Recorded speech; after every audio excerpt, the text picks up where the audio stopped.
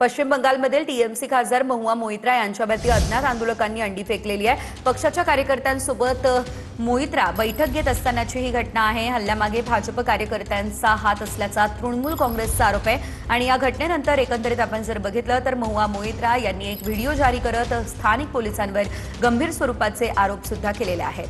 महुआ मोइत्रा यांच्यावरती अंडी फेकण्यात आलेली आहे। पश्चिम बंगालमधील टीएमसीच्या खासदार असलेल्या महुआ मोइत्रा यांच्यावर अंडी फेकली।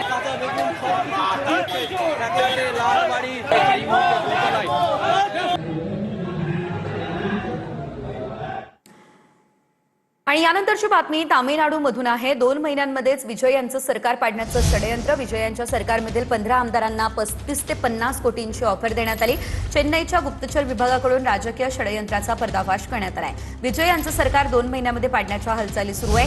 सेंथिल बालाजी आणि करूर गँग यांची नावं आता या संदर्भात समोर आलेली आहे। या प्रकरणामध्ये आतापर्यंत 3 जणांना अटक देखील करण्यात आलेली आहे।